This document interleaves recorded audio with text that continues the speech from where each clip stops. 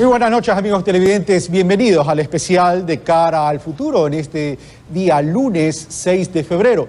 Por cierto, a propósito de las elecciones que se van a realizar el 19 de febrero, elecciones presidenciales, pero también elecciones que tienen que ver con la Asamblea Nacional Legislativa.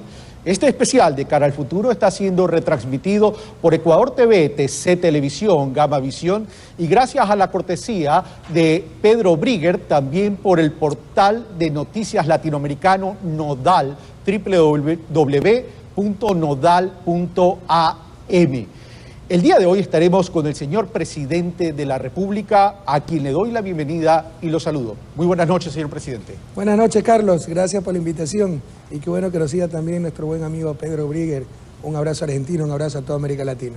Bueno, y Pedro debe estar un poco dolido por la goleada de Ecuador en el 3-0 en la Sub-20. Un abrazo, Pedro, a propósito, allá en Buenos Aires. Pues nosotros por ahí también tenemos algunos dolores en ese campeonato. Bueno, a propósito de la campaña electoral del 19 de febrero y por algunos correos que he recibido y también a través de mensajes del WhatsApp, he podido concluir que esta campaña electoral está cargada de muchas cosas negativas. Y en ese sentido, por eso hemos decidido tener este programa especial para buscar la verdad. El día de hoy voy a cumplir un doble propósito. El propósito de comunicador, pero también el propósito de ciudadano, porque quiero buscar esa verdad para la tranquilidad de los ciudadanos. Pueden haber muchos criterios, pero lo importante es pensar primero en el país sin perjuicio de cuál sea su ideología, de cuál sea su pensamiento, coincidencia o discrepancia. Comienzo entonces la entrevista. Señor presidente, gracias primero por haber aceptado la invitación a este especial de Cara al Futuro. Llamó la atención algo, y es algo que usted viene repitiendo desde ya hace algún tiempo. En el año 2014, usted ya mencionaba la restauración conservadora y mencionaba actos de desestabilización. En un momento dado se mencionó a la CIA, pero a medida que fue pasando el tiempo, usted focalizó en los hermanos Isaías y en Fidel Egas un entramado para desestabilizar al gobierno. ¿En qué se basa usted para concluir aquello? Bueno, Fidel Egas nos las tiene juradas de hace mucho tiempo y bueno, Teleamazonas ha sido su instrumento para tratar de desgastar al gobierno. Pero en verdad como conspiración organizada, contratando empresas de relaciones públicas, pagando periodistas, Ezequiel Vázquez y un poco desconocidos por ahí, para hacerle daño al gobierno nacional, eso ha sido hace muchos años los Isaías. Y si alguna duda quedaba, en esta investigación por el caso Refinería Esmeraldas, se pudieron obtener los mails de Charlie Pareja Cordero, el principal abogado de los Isaías en Ecuador, donde está todo, ¿no? Febrero de 2013, cómo se escriben entre ellos, cómo se asignan tareas, cómo involucran a instituciones como Fundamedios, personajes como Galo Lara, para tratar de hacer daño al gobierno nacional. Entonces, aquí está, por ejemplo, este es de Javier Castro Muñoz, es del lunes 9 de enero de 2017, ¿no? Para R. Isaías, Tato, Cheche, CAPC, este es Carlos Pareja Cordero, los contactos que a Heidi y a mí nos tocaba hacer, ¿no? Perdón, esto es de febrero 15 del 2013, la impresión es el 9 de enero de febrero 15 de 2013, dice, los contactos que a Heidi y a mí nos tocaba hacer abajo, ya están todos hechos y entregados a los formatos, con excepción de Hernán Pérez, que está de viaje, y de Juan Bisueta, que está en campaña para asambleísta. La próxima semana nos encargamos de ello. La receptividad ha sido espectacular. Está el cuadro, ¿no? Cómo había que distorsionar el caso Luluncoto, informante Andrés Páez, elección y composición actual Corte Nacional, Jorge Zavala, caso de Leviatán y Estado General de Derechos Humanos, Galo Lara, persecución Quinsaloma, juez destituido del Tribunal Constitucional, Enrique Herrería, Juan Carlos Calderón, Emilio Palacio, Hermanos Pérez, Diálogo La Hora, persecución de periodistas, ¿no? Juan Carlos Calderón, persecución revista Vanguardia. Usted lo que me dice que hay una Coronel Carrión, 30S, persecución, Coronel Trump, 30S. Ellos lo dicen. Hernán Pérez, caso Chevron. Es terrible. Fernando Valda, abogado Yamil Baguat, Fundamedios. persecución de periodistas, Juan Bisuete, caso Glass Viejo y otros, Lourdes Tibán, treta de persecución. ¿Esta información se obtiene del allanamiento a la casa de Carlos Pareja Cordero? Y de los computadores que los destruyeron, ¿eh? El que nada debe, nada teme, pero el tipo sale huyendo.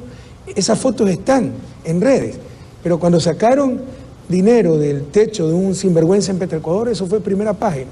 Cuando salen los computadores destrozados de Charlie Pareja Cordero, el jefe de la mafia de Petroecuador, casi no sale nada, pero se lograron recuperar algunos, no todos, algunos mensajes. A ver, ¿esto a qué responde, señor presidente? ¿Responde a actos de desestabilización o responden a actos de una campaña para que Alianza País no continúe en el poder? Ahora, pero el principio fue desestabilización. Esto es 2013, apenas yo gané las elecciones.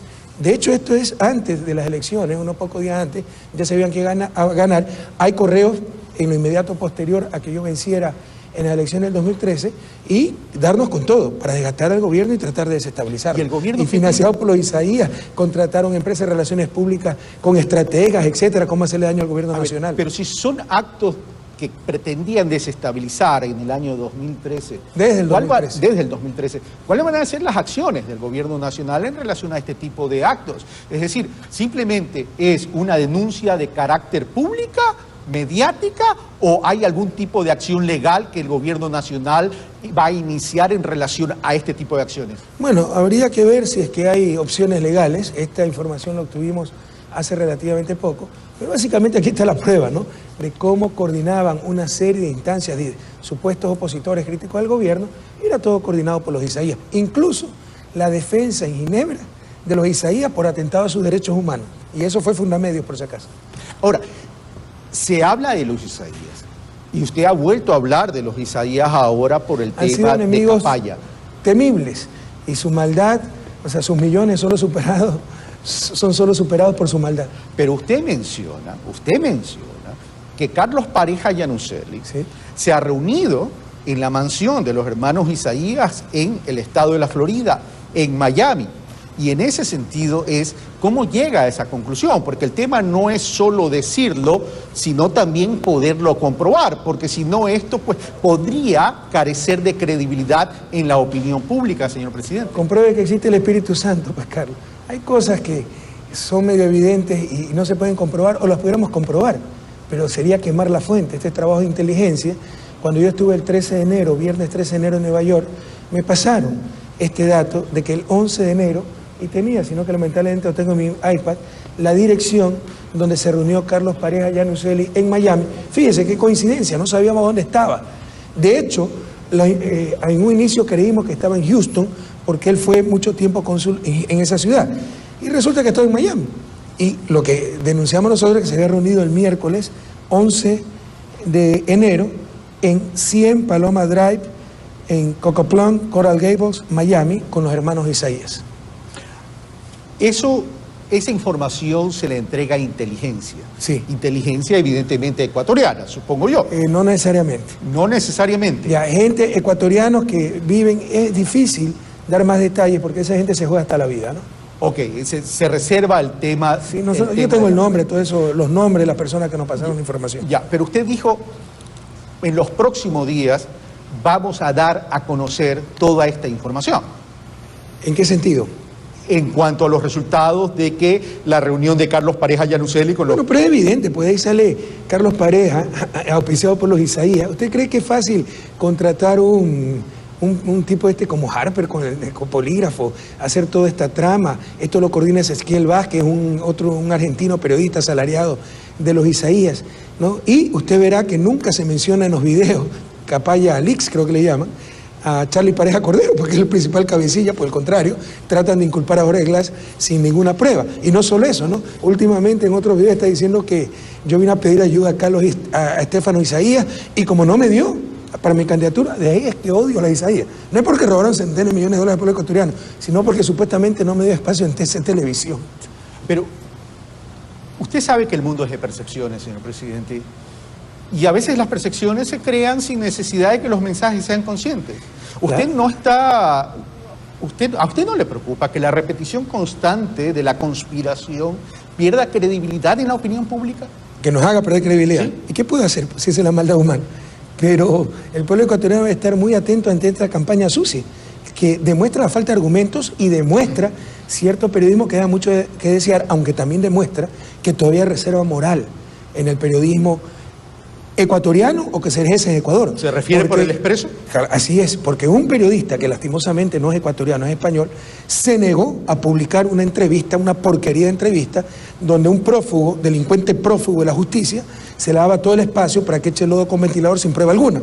Él se niega, ¿no? Y eso le desbarata el show. Y Ecuavisa también ha tomado distancia de Tania Tinoco, la ha desautorizado por haber hecho esa entrevista, porque falta a todas las normas deontológicas, por Dios, del periodismo, a toda la ética. Imagínense, un delincuente prófugo, en vez de preguntarle, oiga, ¿cuántas coimas recibió? ¿Quiénes eran sus cómplices? Le empieza a botar lodo con ventilador para inculpar a candidatos en plena campaña electoral. Esas cosas ya no deben pasar en un Ecuador del siglo XXI. Eso me lleva a otra pregunta. Pero mire, el gobierno, ¿por qué no le hicieron preguntas tan sencillas? Es que Jorge Glass sabía sus coimas. Le hacen preguntas, Jorge Glass sabía todo, sí, sabía sus coimas. Pregunten pues eso. Acuérdense el problema que tuve con Fabricio Correa, cuando a mis espaldas, con Empresa Fantasma en Panamá, hizo contratos ilegales. Y cuando me preguntaron, su hermano sabía. Rafael sabe todo. Pero que pregunte, pues yo sabía sus contratos. Pero señor presidente. Ustedes dejan abierta la puerta para elucubración. Pero independientemente de aquello, señor presidente, quiero hacerle una pregunta. Usted dice inteligencia o personas que viven allá, sí, pero el tema es que el gobierno se anticipa y publica en una cadena nacional. Pero llama la atención, no solo que se anticipa y hace una cadena nacional, sino que obtiene los videos. ¿Cómo llegan los videos entonces al gobierno nacional? Claro, son cosas que no se pueden decir por obvias razones. No le estoy pidiendo nombres y apellidos. Como dice nuestro pueblo, no somos tan mushpa tampoco, bueno. Es que lo que pasa es que tengo que hacerle esta pregunta, señor presidente, porque en estos momentos donde se publican WhatsApp, donde se publican correos electrónicos, uno siente que entonces que estamos en un estado donde estamos siendo vigilados. Entonces esa percepción se puede construir. Por eso le pregunto. Nada que ver, pero en esos grupos que preparan esas maldades, también hay gente que tiene ética, ¿no? Y que no se vende pues por unos cuantos dólares. Pero no puedo dar más información al respecto. Pero no son medios electrónicos y toda esa tontería que se venden en absoluto. Ok, vamos a lo siguiente.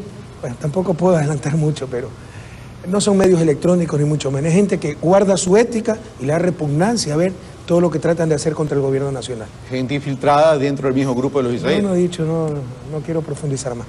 Bueno, ok, vamos a lo siguiente. Jorge Glass. Yo meto las manos al fuego por Jorge Glass. Por supuesto. Lo mismo dijo por Pedro Delgado. Eso no es verdad, Carlos. Esa es la mentira que repitió la prensa. Demuéstrame cuándo lo he dicho.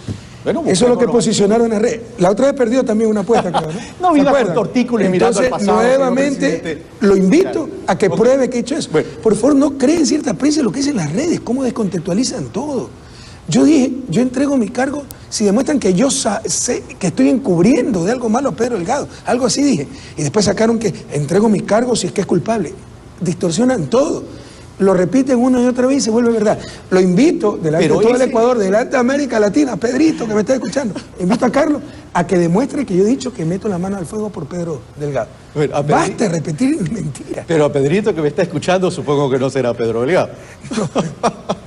Ojalá que escuche Pedro Delgado y tenga la decencia de volver al país. Ahora, pero vamos a lo siguiente. Ahí hubo de pronto un punto de inflexión que pudo hacer construir ciertas percepciones. En términos a lo mejor de ingenuidad o de buena fe suya. Es decir, va al matrimonio del hijo y va a regresar. ¿Eso fue un error suyo? Sí, y mire, ya estoy acabando mi mandato.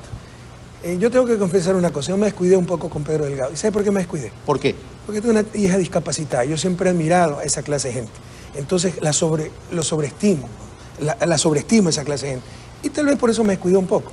Pero lo que sí le tengo que decir es que todas las acusaciones, acuérdense todo lo que eran de Pedro Delgado, ¿ya? Lo investigamos y no era verdad, hasta que acertaron con lo del título.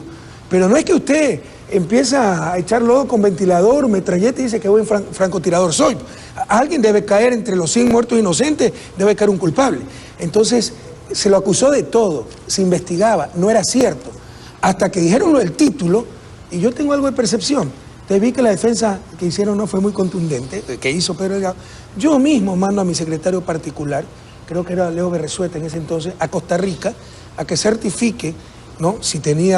Verifique si tenía el diploma allá, y nosotros somos los que verificamos que no era cierto. ¿no? Y ahí sí viene. De todos modos, yo no podía detenerlo ni nada. Ese delito, si era delito, estaba más que prescrito. Yo no podía decir, usted no puede viajar, etcétera. Dice que se va al matrimonio de su hijo. Yo ni quise hablar con él. Hablaba por medio de mi secretario.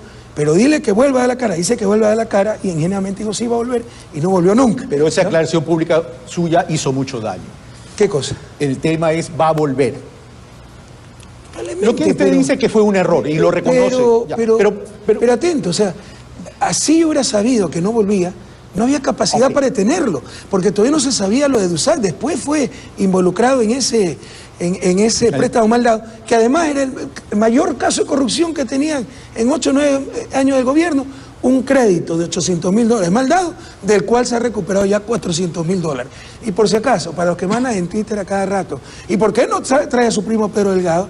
Eso no es labor mía, eso es labor de la Fiscalía. Y soy el primero en que quiero que vuelva ese sinvergüenza. Pero eso depende de los norteamericanos. Y como esos tuiteros seguramente les encantan los gringos, diríjanse puta a los gringos para que no manden a Pedro Delgado. A ver, vayamos al tema de Petroecuador, señor presidente. Usted delegó a Jorge Glass, vicepresidente de la República actual y candidato a la reelección por la vicepresidencia, mediante el decreto 15 de junio del 2014, lo delegó a manejar, entre otras cosas, sector estratégico, el tema de la coordinación de la producción, empleo y competitividad, con el Ministerio de Electricidad y Energía Renovable, Ministerio de Recursos No Renovables, telecomunicaciones, agricultura, transporte público y comercio del exterior. ¿No se le fue la mano en esa delegación? ¿Una persona humanamente puede controlar todo esto?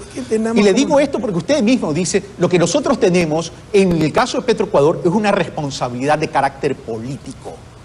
Entonces yo soy Superman porque Jorge maneja 2 sectores, yo manejo los otros 4, pues desarrollo social, política económica, seguridad y conocimiento y talento humano. Pero estos sectores son los que manejan más recursos. ¿Ah? Estos sectores son los que manejan más recursos, presidente. Sí, probablemente, pero también cuidado, educación y salud tienen altas inversiones. Pero estamos estructurados pues como gobierno, no es que él esté en el día a día, él tiene sus 2 ministros coordinadores que a veces manejan los ministerios sectoriales. Yo tengo los 4 ministros coordinadores que manejan sus ministerios sectoriales. Y mire, tener ética política en este país alguna vez es contraproducente. Por supuesto que somos responsables políticos. ¿Cuándo lo hemos negado? Alguna vez, no sé quién sacó, y Correa Expreso, por fin reconoce que es responsable político de la corrupción. Siempre lo hemos reconocido. Como siempre hemos reconocido que somos los responsables políticos de la seguridad. Si usted sale aquí, Dios no quiera, lo asaltan, muere, yo soy el responsable de su seguridad. Pero no por eso soy un criminal y un asesino y me tengo que ir preso por su muerte. Hay que diferenciar las dos cosas. Significa que yo tengo que ver quién le hizo daño, tratar de dar más garantías, tratar de dar más seguridad.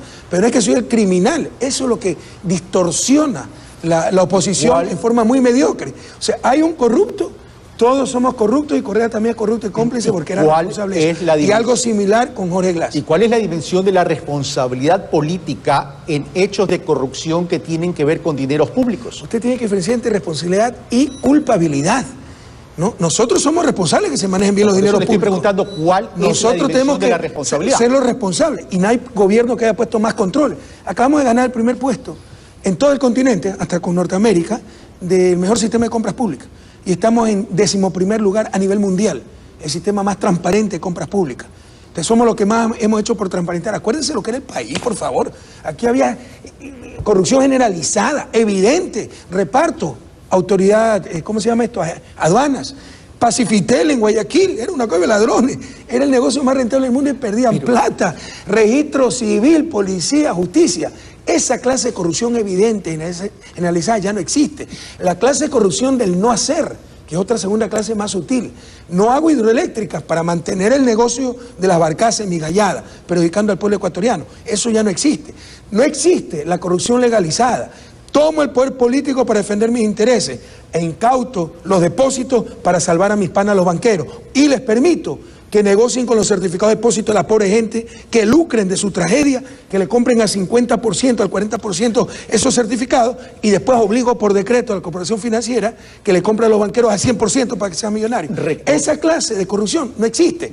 ¿Qué corrupción ha subsistido? La que ya radica en el corazón del hombre, que subsiste en Alemania. Acaba de pasar un caso con Siemens. En China se fusila a la gente y existe. Entonces solo los valores, los principios cambian esa situación y por supuesto sancionar con el máximo rigor de la ley cuando se descubre un caso. Okay. Reconociendo que el tema que usted ha mencionado y que guarda relación con el feriado bancario fue un robo al pueblo ecuatoriano. Legalizado. Sí, fue legalizado porque además se creó una ley en la Asamblea Nacional para eso. Pero vamos a lo siguiente. Si vamos un poquito más atrás, ley AGD y todo eso. Bueno, a esa ley me refiero, a esa ley me refiero. Pero vamos al presente.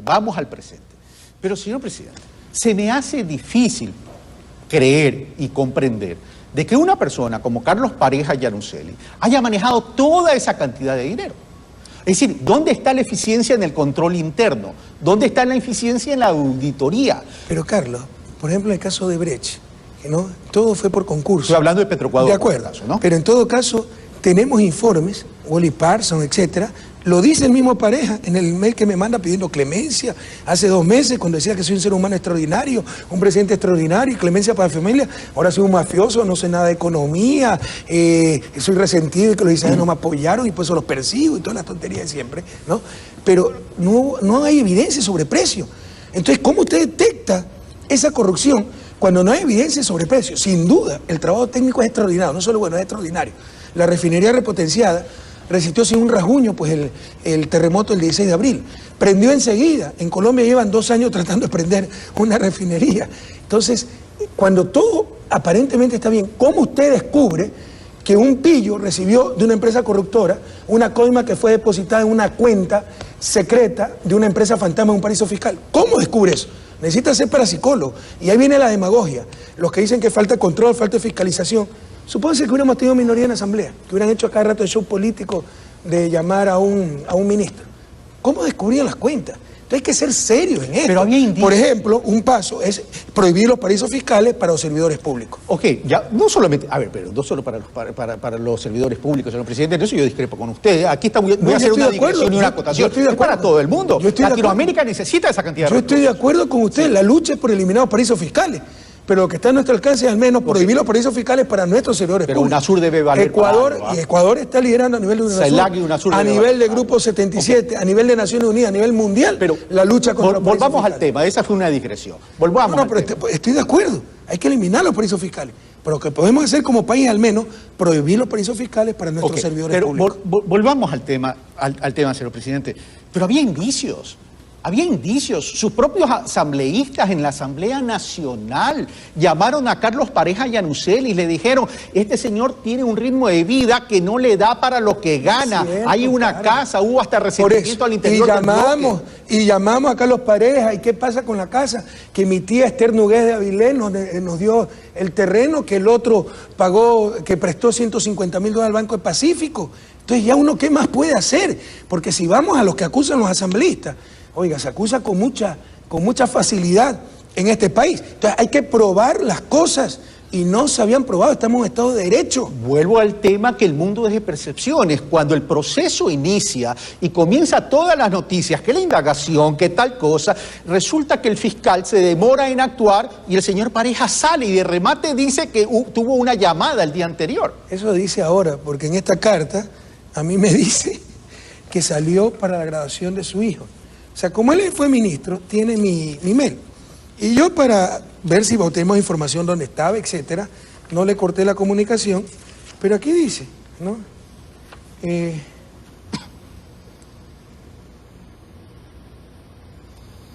Yo no salí huyendo. Te conté en algún momento que mi hijo había obtenido un masterado en Digital Media y no pude estar en su graduación, presidente, para dictar comentarios, pero esta vez le entregaron el título y quise ir a Madrid para acompañarla. Y al día siguiente que salí, estalló este problema. Hoy día cuenta otra historia. Entonces, este señor es un psicópata, no hay cómo creerle, es medio bipolar, ¿no? ¿Tampoco le creen aquello que dice que se va a llevar algunos nombres a la tumba? Bueno, ya empezó a lanzar nombres, pero lo que le dio la gana. Ojalá que diga pues lo que verdaderamente... ¿Ustedes están investigando todavía este caso? Mire, ¿por qué no viene? Me refiero a este caso. Por supuesto, ¿por qué no viene con todas las garantías, con el escándalo que se ha armado, con todas las garantías, a decir todo lo que sabe, pero con pruebas aquí en Ecuador? Está en un circo, una payasada, utilizando a un prófugo de la justicia que tiene un pacto con los Isaías, porque al disque denunciar casos de corrupción y temer por su vida, entonces se va a declarar perseguido político y va a pedir asilo a Estados Unidos. Anote lo que le digo. Ese es el acuerdo con los isaías. Esa es la factura. Entonces, hacer tanta payasada, ¿por qué no viene con todas las garantías de Ecuador y diga todo lo que tiene que decir? Pero con pruebas, no con un polígrafo y inventándose cualquier cosa. ¿Está desmantelada la red de corrupción al interior de Petroecuador? O sea, el caso de Petroecuador está casi totalmente resuelto. Puede ser que se encuentren otros nombres, ¿no? Pero ahí está ya Alex Bravo y sobre todo llegamos a la cabeza de la mafia, que no estaba en Petroecuador, por favor entendamos eso. Ya se descubrió quién es el jefe de esa mafia, Charlie Pareja Cordero. Si no fuera el jefe, ¿por qué destruye las computadoras y sale huyendo? El que nada debe, nada teme, por favor. Encontramos los mails donde les pasan los contratos, él los aprueba, donde dicen cuál es mi comisión, pide tanto, etcétera. O sea, ya está todo comprobado. Pero como no era alguien de Alianza País, eso prácticamente lo ocultan los medios de comunicación. Entonces ya basta. Charlie Pareja Cordero es el jefe de esa mafia, ex secretario privado de Flores Cordero, jefe de campaña Jaime Nebot en 1996, socialcristiano por los 8 costados, abogado de Odebrecht y el abogado de los hermanos Isaías en Ecuador. Ya voy a ir a Odebrecht, sí. Pero usted en esta entramado de conspiración que ha mencionado varias veces, usted exculpa al Partido Social Cristiano y envía su visión, o sea, o la evidencia que tenemos, tenemos es que esta campaña sucia sí fue articulada entre los Isaías con Creo y básicamente Andrés Páez, que es un asalariado de Creo. ¿Usted por qué considera que Andrés Páez es de las personas con peor imagen en este país, ¿no? Con la imagen más negativa? ¿Cómo así? Pues lo nombra binomio Guillermo Lasso. Además, que en cuanto a valores, usted sabe que Guillermo Lasso es Curuchú, Opus Dei, el otro es un dañado, ¿no? En su vida pública, en su vida privada, no me gusta meter. Pero eso es una opinión suya. Sí, no. Es una opinión suya. No, yo creo que se han hablado muchas cosas, no me gusta meter en la vida privada, pero el tipo, o sea, es una persona que no me gustaría jamás tenerla cerca, así sea coidiario, etcétera, ¿no? Porque a mí me unen más principios que ideología. ¿Cómo así se une con una persona de esa naturaleza? ¿Por qué se le imponen los hermanos Isaías? Pero se le imponen para tratar de hacernos daño a nosotros. Y si quiere la estrategia, están tan desesperados. Ya no es subir ellos, porque hace rato no suben. Es tratar de bajar a Lenin para ver si llega a una segunda vuelta. Guillermo Lasso, ¿por qué necesita aceptar una imposición de tal manera con el patrimonio que tiene y con el financiamiento de campaña que tiene? Para hacer daño al gobierno, pues. Es decir, precisamente porque ahí hay toda ya una estrategia armada, hay hechos ya avanzados. Pero del 2013, uno de los ejecutores es Andrés Páez, entonces necesitaba a quien no tenga nada que perder y trate de dañar al gobierno nacional. Pero usted acaba de reconocerle que Guillermo Lasso tiene principios y lo que me está diciendo es no tener principios. No, en la vida, en cuanto a cierta clase de valores, porque usted sabe que lo del Opus Dei, se dan golpes en el pecho, leen la Biblia y van separando cada hojita con un billete de $1000, ¿no? Entonces, estoy hablando de otra clase de moral, usted lo entiende. ¿Ya se está haciendo un frente con la iglesia usted por gusto? No, ¿Le con gusta eso, armarse con frente, eso no, usted no ponga palabras en mi boca que no he dicho. Yo no he hablado de la iglesia, he hablado de esos grupos extremistas, fundamentalistas. Terminemos con el caso Petroecuador. Pero lo que se conoce de Petroecuador es en relación a los contratos de la refinería de Esmeraldas. Pero hay otras cosas mucho más grandes de Petroecuador, que es la comercialización de petróleo. Y ahí se habla de un choque de trenes entre dos grupos poderosos, el grupo Isaías y el grupo Cadena. Y ahí se habla de intermediaciones donde se podría estar perjudicando el Estado ecuatoriano. ¿Hay investigación en ese sentido, señor presidente? Bueno, usted conoce más que yo, porque recién me entero de ese asunto. Lo que me puse a investigar es lo que dijo Pareja, que de acuerdo a un informe de la OPEP, Wilson Pastor le dijo que perdíamos $4 por barril. Y con 700 millones que hemos vendido, 2.800 millones hemos perdido. ¿Quién los tiene? Pero lo hemos perdido. ¿Pero quién los tiene? Pero lo hemos perdido. Pero si no, así no son $4, si no $2 hemos perdido 1.400 millones. Y si no son $2, son 0, no hemos perdido nada. Y si era menos 2, hemos ganado 1.400 millones. Una payasada. Ya estamos pidiendo la certificación de la OPEP. No existe ese estudio. Wilson Pastor dice mentira. Este señor se inventa cosas. Como ahora, ¿no? Que dice, ya hace 10 años yo fui a comer con Correa y tal persona, pedimos una sopita, luego un arrocito, luego un postre, el cafecito. ¿Quién se acuerda de lo que hizo hace 10 años? O sea, este señor es mitómano. Le voy a preguntar al ser humano, que ocupa el cargo de presidente de la República. Pero usted cada rato hace esa disociación imposible. No. Usted hace un momento dijo, no va a hablar solo como periodista, sino como ciudadano. Todo periodista es un ciudadano, por Dios. No. No puede desdoblarse. No, es que sí me desdoblo y ya le voy a explicar por qué. Y todo presidente es un ser humano aunque no lo crea. Sí, a pesar que a veces exagera. Difícil pero vamos a lo siguiente, señor presidente. ¿Usted siente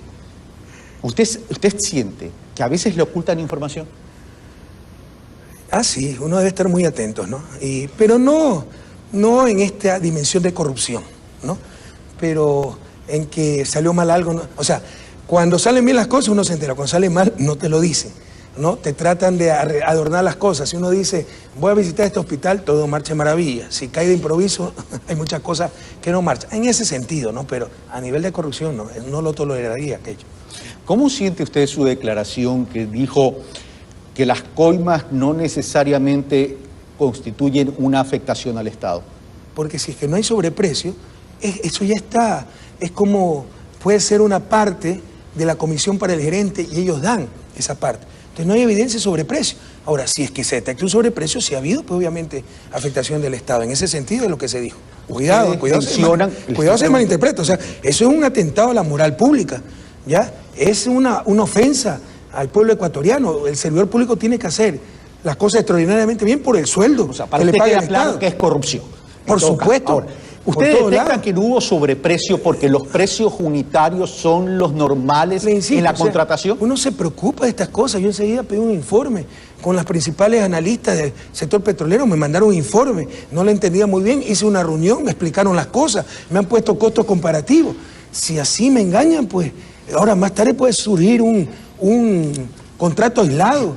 Por ejemplo, parece que este señor Leonardo Boren tiene un contrato de tanques donde sí ha habido sobreprecio. Eso no está directamente vinculado con la repotenciación, ¿no? Pero, o puede haber por ahí otro contrato, pero en general los precios han sido razonables y el trabajo técnico es impecable. En el año 2014, febrero del 2014, si no me equivoco, señor presidente, usted me dijo algo que tenía que ver con el acervo nacional.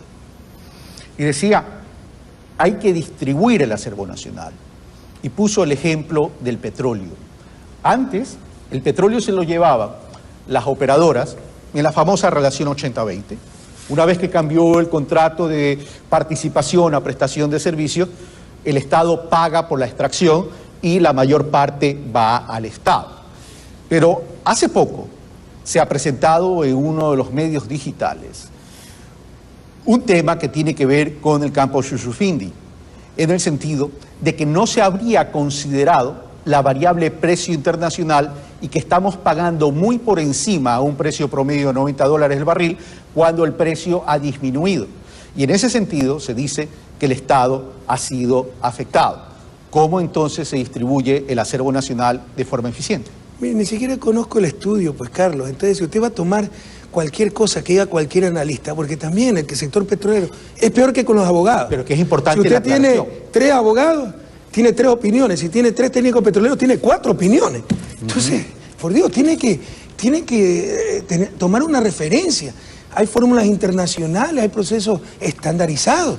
Le insisto, o sea, esta negociación con Petrochina que denunció Capaya, se establece que se venderá a precio internacional. Nos permitió garantizar mercado en un momento donde había exceso de oferta. Arabia Saudita, Qatar, Irán competían para colocar su petróleo y nosotros teníamos nuestro mercado asegurado. Pero siempre alguien le buscará un pero. Siempre vendrá un genio que diga, ah, no, esto se puede hacer mejor, que lo demuestre. Ok, vamos al tema Odebrecht, señor presidente. Mira, otro caso de eso es la refinería del Pacífico. La refinería del Pacífico debe hacerse hace 30 años. Hemos pasado 40 años exportadores de petróleo para exportar crudo, importando derivados. Además de perder plata, eso hace más vulnerable a la economía nacional, no se genera valor agregado, no se genera empleo. La empezamos a hacer. Nos tocó una de las peores crisis del mercado petrolero de los últimos años, los últimos 24 meses. Demoró el proyecto, hay muchos interesados. El mayor problema no es técnico, sino de financiamiento. Pero que ya no sirve, que es un elefante blanco. Eso debe hacerse hace 30 años. Vamos al tema Odebrecht. Cuando salta o surge el tema Odebrecht a la palestra, su secretario jurídico, el doctor Alexis Mera, salió diciendo, vamos a investigar, caiga quien caiga. Pero días después salió un comunicado del gobierno nacional en el sentido es: vamos a actuar con base no a denuncias, sino con base a pruebas. He consultado con algunos penalistas y dicen que eso es correcto. Pero vamos a lo siguiente y puntualicemos. Las denuncias, si bien hablan del Ecuador desde el 2007 en adelante y en otros países desde el 2001, hago esa puntualización antes que usted me la haga. ¿No le suena sospechoso? Eso es un tema que los televidentes sacan sus conclusiones. Debería ser desde el 2001. Pero vamos a las cifras. Repita, pues son 12 países, de Mozambique hasta México. Todos analizan el periodo 2001, 2016. Pero qué casualidad, en Ecuador de 2007 2016. Es una hemorragia de países. Pero vamos a las cifras, señor presidente. Vamos a las cifras. Un poco llama antes de ir a la cifra, lo que se dice es, a ver, el gobierno nacional, en una reivindicación de su soberanía, expulsa a Odebrecht. Y hasta ahí va bien las cosas. Pero después viene Odebrecht y se reinstala en el país. Y resulta que entre el año 2011 al 2015 asume contratos por 3.267 millones, de los cuales el gobierno nacional responde por 1.174 millones y el municipio de Quito, entre la administración anterior y la actual, 2.093 millones.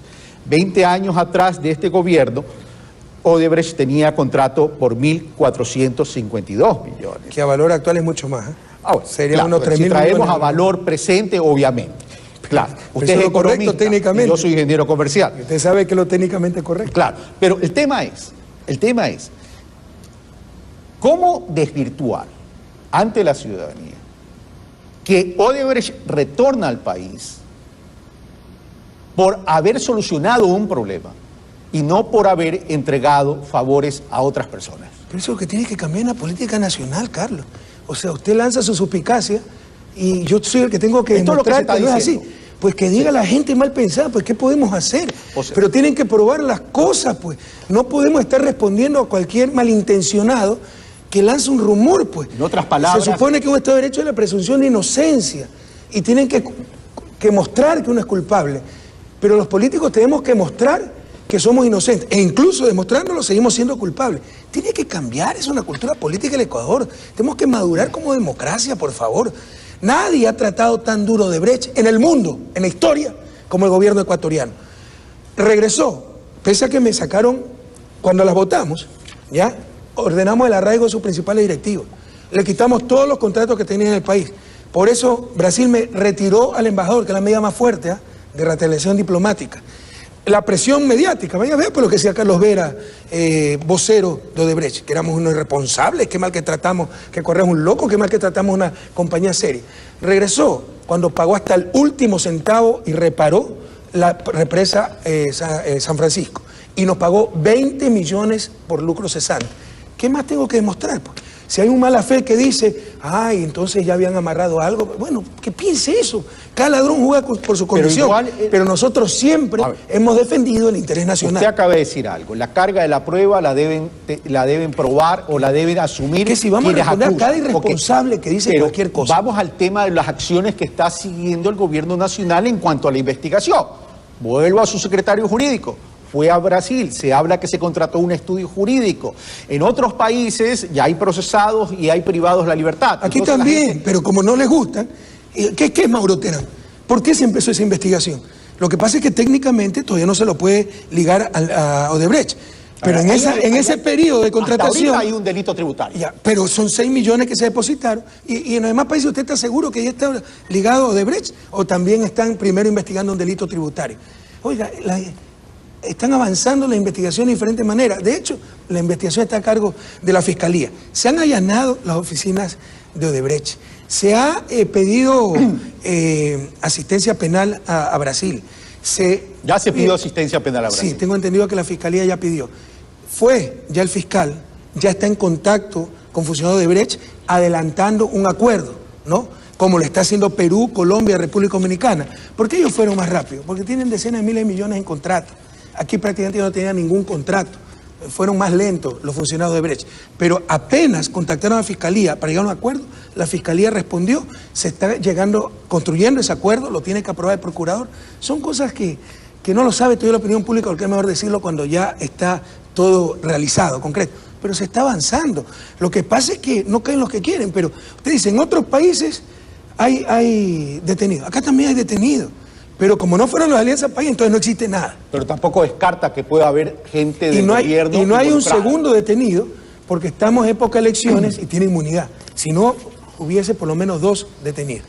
Tampoco descarta que puede existir la posibilidad, y estoy hablando en condicional, de que haya gente del gobierno involucrada. ¿Gente actual o ya pasada? De ninguna manera. Y de hecho por ahí tenemos una pista bastante concreta y se está haciendo una investigación muy particular. Pero por favor... ¿O funcionario? No voy a dar más detalles, Carlos, pero por favor, ¿no? Que se den nombres, porque acá rato nombres. Entonces yo más tarde le tengo bronca a usted y le pongo a Carlos Rabascal. Nombres con pruebas, con la cuenta donde se depositó la cantidad, ligado a qué contrato. Nosotros expulsamos a Odebrecht del país. El vicepresidente Glass, en esa época era presidente del Fondo de Solidaridad, y era ministro, no recuerdo, en todo caso estaba a cargo de la hidroeléctrica, votó al mismísimo Marcelo Odebrecht de su oficina. Le dijo, lárguese de aquí, porque no quería arreglar la hidroeléctrica. Nos amenazó Marcelo Odebrecht, dijo, el poder no dura eternamente. Entonces, si quieren dar nombres, con pruebas, porque si es solo por nombre, debería haber 18 socialcristianos, entre ellos un tal Matraca, presos pues ya. Entonces hay que dar con pruebas. ¿Okay? Pero la lista de Odebrecht, que resultó ser un crucigrama, porque no tenía los nombres completos. No, usted la dio llenando. No, Diario Expreso lo borró, pero los nombres sí estaban completos. Y cuidado, yo estoy de acuerdo con el alcalde Nebot, una lista no dice nada, pero ojalá tengan el mismo estándar, la misma moral para todos. Más tarde no salga una lista, como son del gobierno y si son culpables. Usted coincide mucho con el alcalde Nebot. Yo creo que ¿hay un pacto entre usted y los socialcristianos o directamente con Jaime Nebot? Porque eso se dice en los corrillos, ¿ah? Carlos, déjese tanta fantasía. Usted es un periodista, no es profesional, pero lo hace muy bien. Entonces, básese en pruebas, no en rumores. Pero es que hay que ponerle chimichurri a la entrevista, pues también. Pues, sí, pero con seriedad. Pues, pero con seriedad, pues mira, hasta su público se ríe. Porque ves, pues, el chimichurri medio ligero, ¿no? Pero usted se imagina un pacto con los socialcristianos. Vamos a lo siguiente. Usted habló en una entrevista que yo le hice. Lo que sí tengo que leer es que Nebot es un hombre serio, ¿no? Es abogado, entonces sabe lo que dice. Aunque algunas veces se habla tontería, pero bueno. Vamos a lo siguiente. Usted no pierde el tiempo para la chalaca, ¿no? Usted yo me acuerdo que usted del colegio era centrodelantero. Me equivoco, yo era defensa. No, era centrodelantero. Volante de contención. Pero bueno, contenía todo. Pero bueno, vamos a lo siguiente. Usted en la entrevista de febrero del 2014 también me dijo algo que lo quiero traer a colación, que no tiene nada que ver con los hechos de corrupción, tiene que ver ya en términos de modelo. Porque lo que hoy se está discutiendo en el país son dos visiones de modelos en términos de implementar en el país. Y eso es lo que se está discutiendo en esta elección. Pero usted me hacía referencia a la necesidad de diversificar la matriz productiva y me decía, antes la izquierda no hablaba de eficiencia. Ahora la izquierda tiene que trabajar no solo en la justicia social, sino también en lo material para sostener lo social. ¿Qué tanto ha avanzado su gobierno en ese sentido de sostenibilidad para que no se retrotraiga, no se regrese al pasado? Muchísimo, o sea, los avances de productividad son innegables, y no solo productividad, competitividad sistémica. Productividad es algo necesario para tener competitividad, pero no es suficiente. O sea, productividad básicamente la eficiencia con que una empresa combina factores de producción para generar bienes y servicios. Eso ha aumentado, pero si por ejemplo usted es más eficiente para producir, qué sé yo, mango, para exportar, y no hay carreteros, no hay puertos, no hay barcos, se le pudren todos los mangos. Entonces, para tener competitividad sistémica se necesita productividad, pero se necesita infraestructura, logística, etc. En eso el país, sin lugar a dudas, de hecho lo dicen los reportes internacionales, de los que más avanzado en la región. Pero esa competitividad sistémica que usted menciona, que ayuda al cambio de la matriz productiva y a la productividad y a la capacidad de producción del Ecuador, incluso para colocar sus productos en el exterior, ¿qué tanto pueden atraer a la inversión nacional y a la inversión extranjera? Y le pregunto esto por lo siguiente, porque la dinámica del desarrollo del país durante su gobierno ha sido la inversión pública, pero la inversión privada se quedó rezagada, a pesar que muestra ciertos avances. Me alegro que se retracte antes de que yo le conteste. Pero no es que me retracto, estoy haciendo una precisión. No, bueno, okay. Estoy haciendo una precisión, señor presidente. Bueno, me alegro que haga la precisión. Usted me conoce muy bien. Porque no es correcto lo que dice, Carlos. Son esos lugares comunes que no hemos tenido inversión privada. La inversión yo le he dicho que no hemos tenido. Ha sido muchísimo. Que no hemos tenido inversión extranjera. Oiga, hemos tenido mucho más que otros gobiernos. Pónganme a ver, play. Carlos, yo no he dicho eso. Carlos, yo le puedo hacer una pregunta. ¿Cuánta inversión extranjera vino antes de nuestro gobierno? Porque si yo tenía la varita mágica para inversión extranjera, el país debía estar repleto de inversión extranjera. La única inversión extranjera que vino fue los AP. Y hubiese sido mejor que no haya venido, porque hubo defraudación tributaria, etc. ¿Qué otra inversión extranjera? Entonces resulta que es por el gobierno que no ha venido inversión extranjera. Primero, es falso que no haya venido. Segundo, ¿cuándo les vino a ellos? Pues? Y por si acaso, la inversión nacional también ha subido grandemente. Todo es falso, son lugares comunes. Hay estadística que nos indica aquello. A ver, vamos porque también hay otro prejuicio, otra premisa totalmente equivocada. Que si usted hace inversión pública, es que no cree en inversión extranjera. Eso se llama en economía el efecto crowding out. La inversión pública desplaza la inversión, privada y extranjera. Eso es más cercano a la religión que a la ciencia, es lo contrario.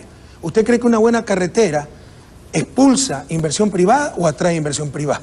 Un buen puerto, un buen aeropuerto, energía, seguridad, justicia, expulsa inversión privada o atrae inversión privada. Entonces salgamos de esos lugares comunes, que porque se invierte mucho en lo público, no nos gusta lo privado. Por el contrario, invirtiendo adecuadamente en lo público, se atrae la inversión privada. A ver, vamos por, nacional y extranjera. Vamos por parte. En ningún momento he dicho que no ha existido inversión. He dicho que no ha ido en la misma dinámica. No, después ya sé que me va a sacar en el enlace ciudadano, no se preocupe. Pero he dicho que no ha existido la misma dinámica. Yo perdí una y yo le gané una con relación al tema del PIB industrial. Yo se la gané y usted mismo lo reconoció en el enlace. Pero bueno, pero aquí hay otra que yo he dicho que pongo las manos al fuego por Pedro Delgado. Con eso empezó. No, esa sí la vamos a buscar. Vamos a pedir a Ecuador TV y ATC que busquen en los archivos.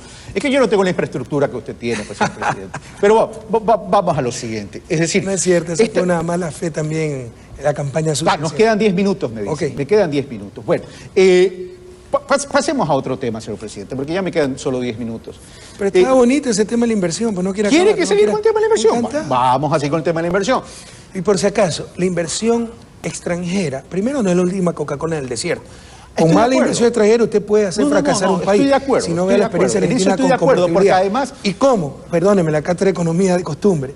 Si hay inversión extranjera y no transables y que no genera activos, sino que traspasa activos. Por ejemplo, Argentina vendió las telefónicas. Ya estaban las telefónicas creadas. Eran nacionales, públicas. Las vendieron a extranjeros. No es que se creó activos, sigue la misma telefónica, pero no es propiedad de los argentinos, sino de extranjeros. Ese momento entran millones de dólares. Pero cada año van a salir millones de dólares más en utilidades. Y eso al final puede hacer estallar una economía. Entonces hay que tener mucho cuidado a qué inversión extranjera nos referimos. No es la última Coca-Cola en el desierto. Y la cantidad de inversión extranjera también depende de los sistemas económicos. Si usted, como en otros países, no quiero dar ejemplos concretos, regala el petróleo, verá que va a venir bastante inversión extranjera. Pero si defiende su petróleo, va a venir menos inversión extranjera. No necesita explicar cuál país, todos lo entendimos. A ver, vamos a lo siguiente. Deuda pública, 39.7% en relación al PIB.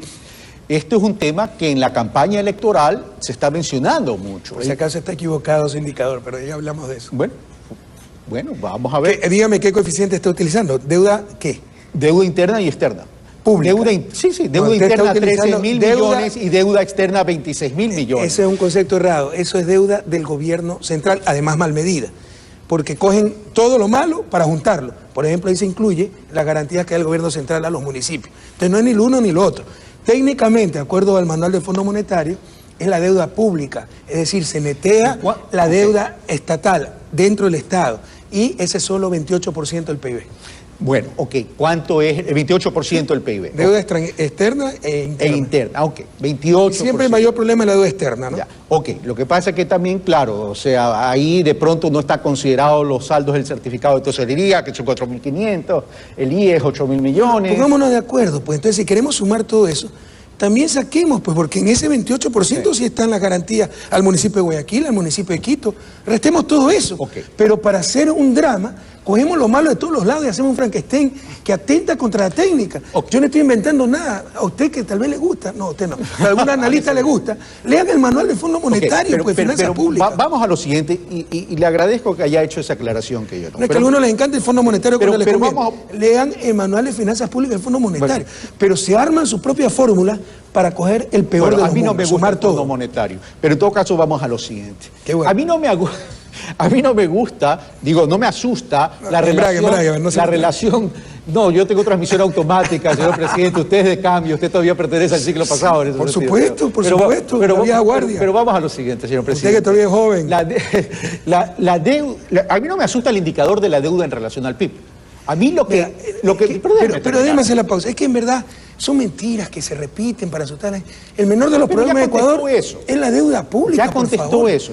Es más barata que antes, el servicio es más bajo que antes, el coeficiente es más bajo que el 2005. Vamos a lo siguiente. Es casi el promedio de América Latina. La verdad es que los temas económicos a usted le generan una hemorragia de emoción, pero vamos a lo siguiente. Es decir, el tema no es el indicador de la deuda en relación al PIB, el tema es la sostenibilidad y la capacidad de pago de la deuda. Pero eso es lo que le estoy mencionando. Pero es que lo que pasa es que usted no me deja terminar. Usted ya creo que ya está retirando si quiere asumir el papel de entrevistador. Vamos a lo siguiente.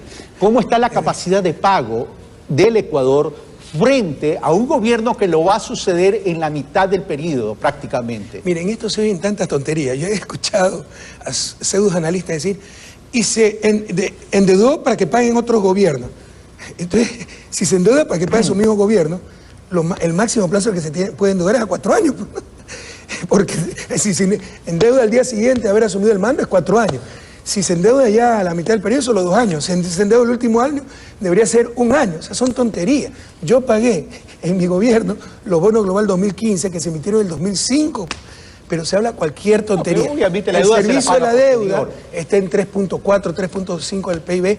Amortización más intereses, perfectamente. Pero hablemos de la sostenibilidad. ¿Cuáles son los requerimientos financieros del Ecuador para el 2017? Eso es lo que le estoy diciendo. Pues, eso fue el 2016, 3, 4... Estoy hablando de 2017. 2017 no tengo claro. Puede subir un poco más. Pero mira, hasta 5% es una cifra bastante razonable. Pero no solo eso. A nosotros nos ha tocado aguantar terremoto, 40% de reducción de exportaciones, etcétera. Ya en mayo vamos a dejar una economía en crecimiento y estabilizada. Así que el próximo gobierno puede también renegociar ciertos tramos de esa deuda. Si no me equivoco, como nosotros lo hicimos, dicho sea de paso. Reestructurar. Sí. Me quedan, si no me equivoco, 3 minutos, y si me quedan más o menos, por favor me avisan. El problema es por el canal, yo me puedo quedar un poquito más, ¿no? Y recuerden que empezamos tarde. Siempre se puede quedar un poquito más. Todo el mundo me espera. Pero vamos a lo siguiente. Soy un vago a tiempo completo, pues ¿qué quiere que haga, Carlos? Pues no tengo nada que hacer. Ya eso depende de su agenda. Es bastante flexible. Pero vamos a lo siguiente.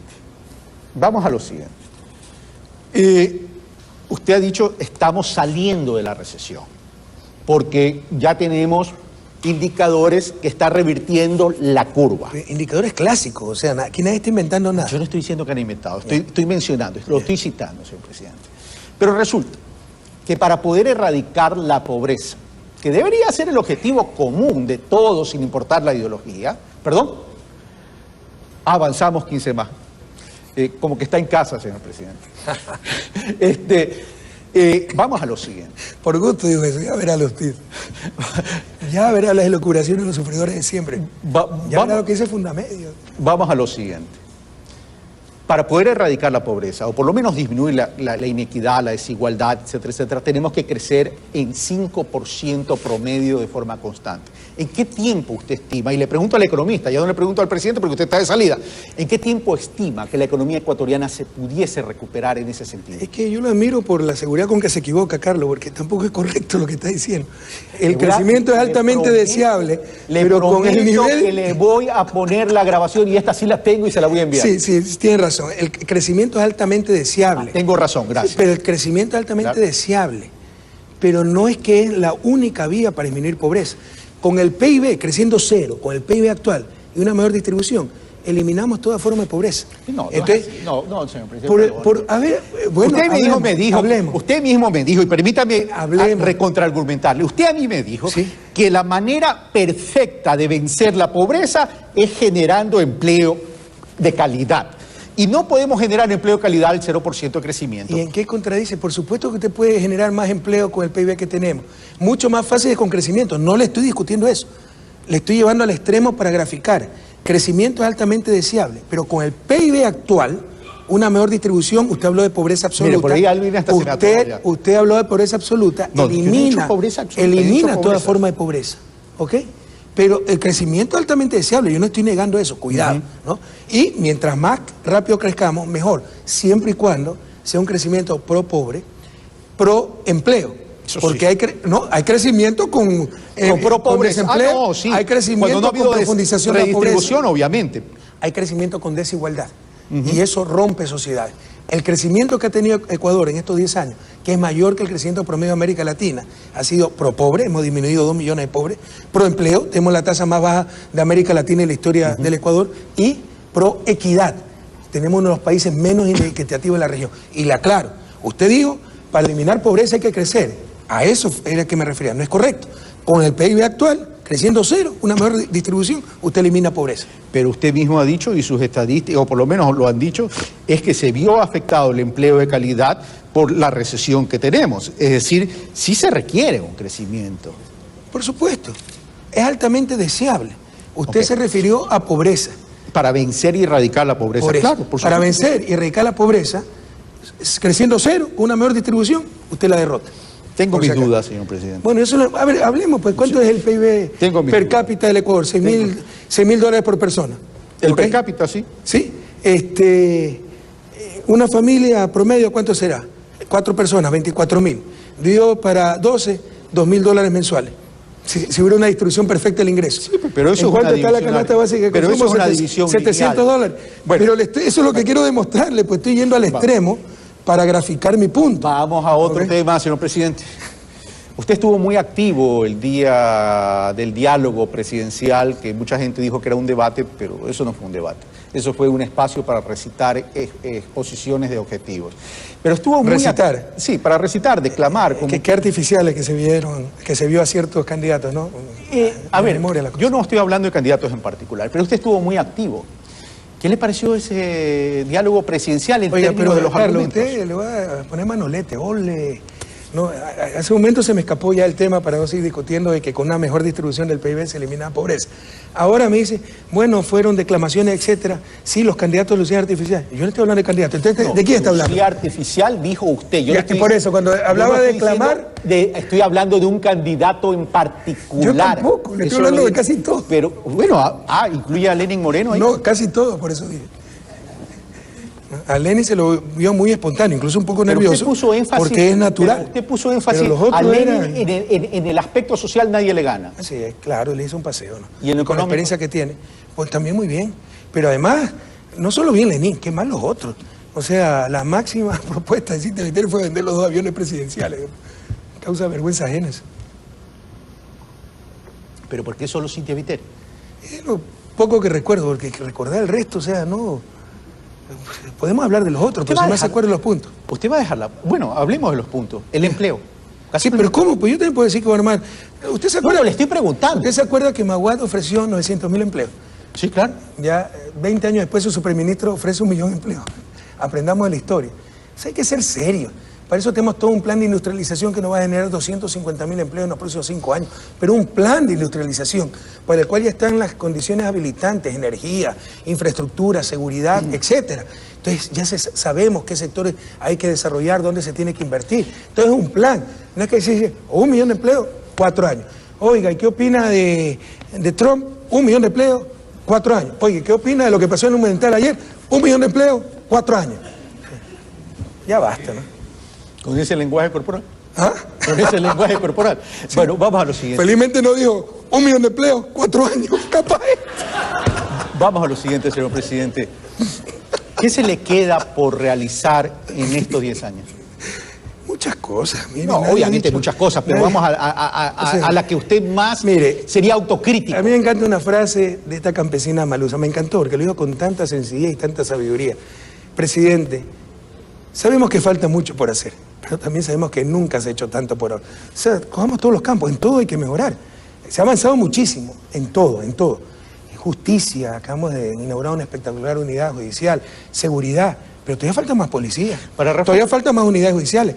En escuelas se ha avanzado mucho, todavía faltan centenas de unidades del milenio. ¿Rafael Correa regresará el 2021? No sé ni qué va a hacer mañana. En principio no lo quiero. Ojalá no me hagan regresar, ¿eh? Porque... Ojalá sí, no me hagan porque regresar. si es que hay persecución, etcétera, aquí me tendrán en el 2021. ¿Okay? No permitiré que se juegue con mi honra y no permitiré que jueguen con lo ganado, con mucho esfuerzo en estos 10 años. ¿Se va para Bélgica? Sí, ese es mi plan. ¿En qué tiempo? En junio, julio, cuando Miguelito acabe el año escolar. Se lo debo a mi familia es binacional. Llevamos viviendo 25 años aquí. Mis 2 hijas estudian en Francia. ¿Requiere alguna autorización? Con becas del gobierno francés, porque los sufridores, ay, Correa, no creen en las universidades ecuatorianas. Se ganaron. Y mis suegros están bastante ancianos. ¿Requiere alguna autoridad de la Asamblea, alguna autorización de la Asamblea Nacional para retirarse a Bélgica? No creo, sería inconstitucional. La libre movilidad, ¿no? Señor presidente, hemos terminado. Su mensaje a la nación. Bueno, compañeros, o sea, ánimo siempre, la esperanza. Hemos pasado 24 meses que no se lo deseo a nadie, ¿no? Cuando estábamos bien, el agua hasta el cuello. Cuando había problemas ya con snorkel. Pero Ecuador ya cambió y es increíble la capacidad de recuperación del país. Es clara la recuperación de la economía nacional. El 24 de mayo entregaremos una economía en crecimiento y estabilizada. Así que yo creo que Ecuador ha mostrado capacidades que desconocíamos. Tenemos un país distinto. No permitamos que nos vuelvan al pasado. Hoy con más ánimo que nunca hacia el futuro. Gracias, señor presidente. Gracias a usted, don Carlos. Bueno, esto fue De Cara al Futuro, un especial con el presidente de la República. Hemos pretendido hacer las preguntas que la ciudadanía se está haciendo en momentos que vivimos una campaña electoral de cara al 19 de febrero del 2017.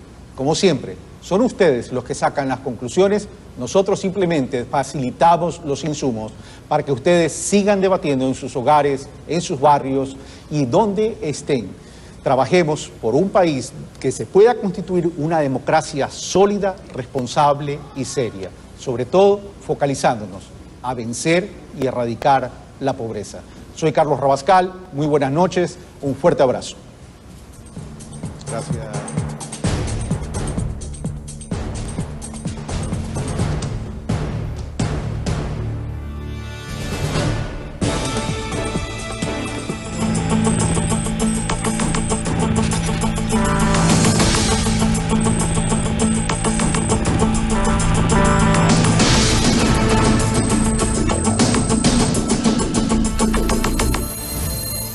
Usted está viendo Tele Ciudadana, tu voz, tu país.